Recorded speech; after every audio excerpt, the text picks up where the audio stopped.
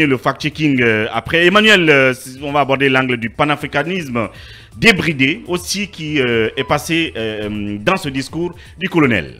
Oui, beaucoup d'éléments quand même à l'endroit de l'Afrique et qui d'ailleurs de mon point de vue rappellent, enfin sont déjà annoncés par cet accoutrement que le colonel arbore, ce bel ensemble de tout blanc. Je le disais hier, qui renvoie systématiquement, inévitablement à Sékou Touré. Et donc, ces discours n'auraient pas pu passer sans qu'on fasse mention du panafricanisme, surtout que la Guinée s'est toujours positionnée sur cette ligne-là. Et le colonel, justement, parle notamment du Sahel. Pour lui, le Sahel qui traverse l'une des crises les plus graves de sa vieille histoire. Mais il dit quand même que il a les ressorts nécessaires pour y faire face. Son sens légendaire de la diplomatie doit être libéré afin qu'ensemble nous parlions sans interface. C'est pour cela que la CEDEAO, dont la vocation était économique, doit cesser de se mêler de politique et privilégier le dialogue.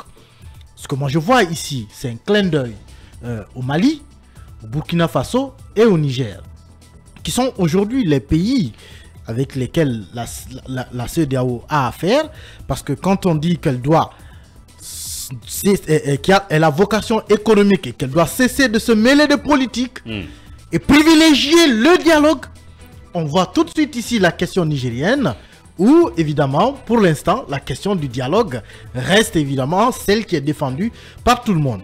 Donc, ici, le colonel prend clairement position, une sorte d'ambassadeur donc de Assimi Goïta, de Ibrahim Traoré et de Abdourahmane Tiani.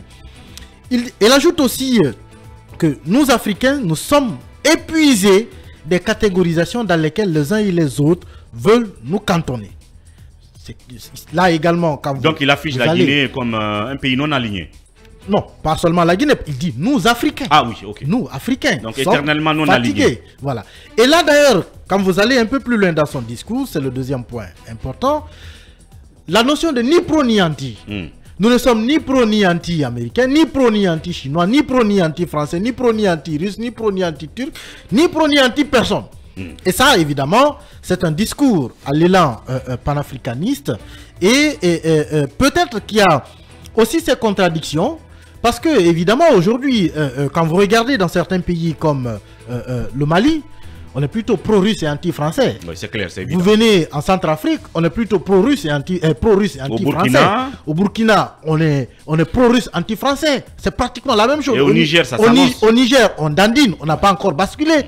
Et évidemment, en Guinée, on arrive encore, au stade actuel, à jouer avec toutes les puissances. Donc on est sans couleur là. Là-dessus, la Guinée peut-être.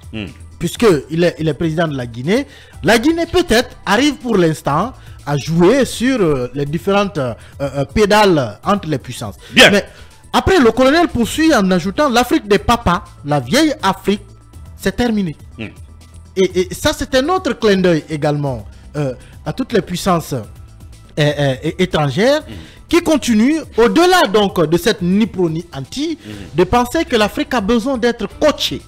Et là-dessus, le colonel rappelle qu'aujourd'hui, nous sommes une population d'environ 1 milliard, plus de milliard d'habitants, composée de 70% de jeunes totalement décomplexés. Bien. Le message, c'est quoi? C'est qu'aujourd'hui, le message qui passait hier ne peut plus passer aujourd'hui, parce qu'en face, vous avez une jeunesse qui est de plus en plus instruite, qui n'a plus le même complexe que les anciens, mais surtout qui est nombreuse et qui pose un réel défi. Mais quand il rappelle que l'Afrique, c'est une population de plus d'1 milliard de personnes, le colonel est aussi en train ici, d'un point de vue, de dire que l'Afrique, c'est un gros morceau qui doit compter désormais.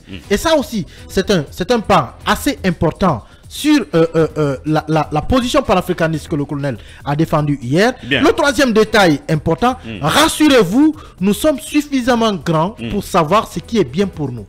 Et quand on parle tout à l'heure du procès qu'il a fait de la démocratie, de cette catégorisation dans laquelle on a placé l'Afrique, et même aujourd'hui des pays, le clin d'œil dont je parlais tantôt du Niger, du Burkina, du Mali, qui aujourd'hui sont obligés de choisir entre l'une ou l'autre puissance, il dit rassurez-vous, nous sommes suffisamment grands pour savoir ce que nous voulons. Aujourd'hui, le message c'est quoi?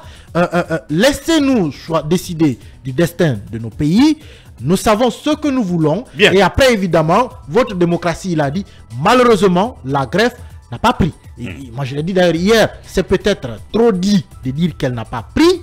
Il fallait peut-être dire qu'elle n'a pas pris encore, bien, ou alors qu'elle tarde à prendre. Mais elle n'a pas pris. C'est un procès qui condamne la démocratie et qui apporte donc, qui envoie l'Afrique à mettre en œuvre peut-être son propre modèle que le colonel lui-même n'a pas encore pu réellement proposer. Et c'est en plus, de mon point de vue, un niveau de connaissance de l'histoire un peu limité, parce que hier encore, je rappelais que la charte de Kourkan-Fouga, c'est le XIIIe siècle. Bien. Et la charte de Kourkan-Fouga est reconnue mondialement comme étant la première charte démocratique au monde. Les États-Unis n'étaient pas encore nés. Bien. Quand Sundiata Keita et les autres élaboraient cette charte. Dernier détail pour terminer rapidement. Vraiment pour terminer.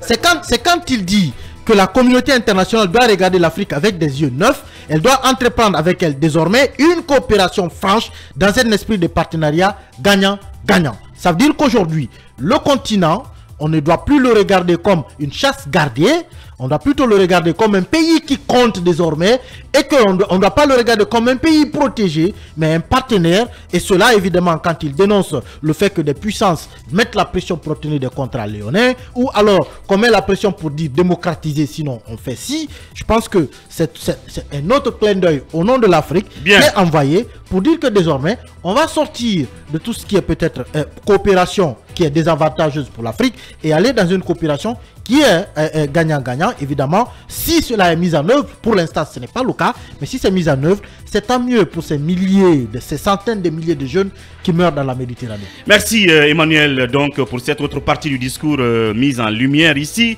L'autre partie passée sous silence, mais qui aura suscité pourtant plus de bruit que le silence du colonel là-dessus, c'est l'évolution de la transition elle-même, le chronogramme, l'aspect politique.